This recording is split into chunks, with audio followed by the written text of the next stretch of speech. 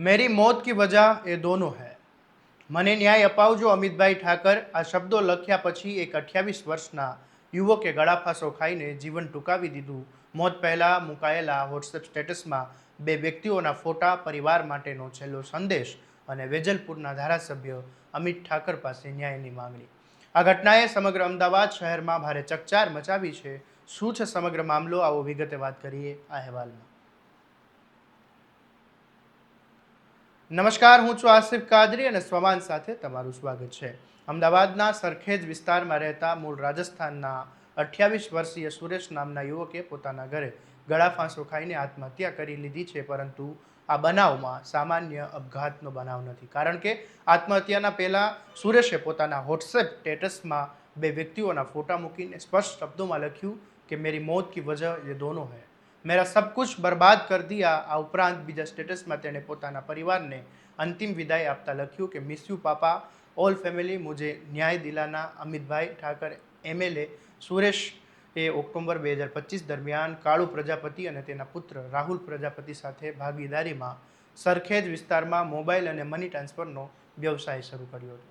શરૂઆતમાં ધંધો સારી રીતે ચાલતો રહ્યો અને થોડા જ મહિનામાં વ્યવસાય ઊભો થઈ ગયો. ત્યારબાદ સુરેશે પોતાના વતન રાજસ્થાન ગયો હતો અને પરિવારના જણાવ્યા મુજબ જ્યારે તે લાંબા સમય સુધી પરત આવ્યો નહીં, ત્યારે કાળુ અને રાહુલે તેના પરિવારનો સંપર્ક કરીને પૈસા લેવાના હોવાનું જણાવ્યું હતું. બાદમાં સુરેશ અમદાવાદ પરત ફર્યો ત્યારે તેની દુકાનમાં આવવા પર પ્રતિબંધ મૂકી દેવામાં આવ્યો અને ભાગીદારીમાંથી બહાર કરી દેવામાં આવ્યો હતો. પરિવારનો આરોપ છે કે સુરેશને ધંધામાંથી બહાર કર્યા પછી પણ પિતા પુત્ર વારંવાર પૈસાની માંગણી કરતા હતા. સુરેશે અનેક વખત સમજાવ્યું હતું કે હવે કોઈ નાણાકીય લેવડ દેવડ બાકી જ નથી, છતાં સતત દબાણ કરવામાં આવતું હતું. એટલું જ નહીં, પૈસા નહીં આપે તો તને લારી ઉઠાવી લેવાની પણ ધમકી આપવામાં આવતી હતી. અને પરિવારનો આરોપ છે કે મૃતકના ભાઈના જણાવ્યા મુજબ ઘટનામાં થોડા દિવસ પહેલાં જ સુરેશે પોતાની વ્યથા વ્યક્ત કરી હતી અને તેણે કહ્યું હતું કે તે કાળુ કે રાહુલ સતત પૈસાની માંગણી કરીને માનસિક રીતે તેને હેરાન કરી રહ્યા છે.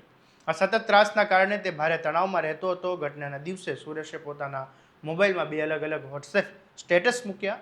એકમાં તેણે પિતા પુત્રના ફોટા સાથે પોતાના મોત માટે જવાબદાર ગણાવ્યા, જ્યારે બીજા સ્ટેટસમાં પરિવારને છેલ્લો સંદેશ લખીને વેજલપુરના ધારાસભ્ય અમિત ઠક્કર પાસે ન્યાય આપવાની અપીલ કરી હતી. આ સ્ટેટસે હવે સમગ્ર કેસમાં સૌથી મહત્વનો પુરાવો માનવામાં આવી રહ્યો છે.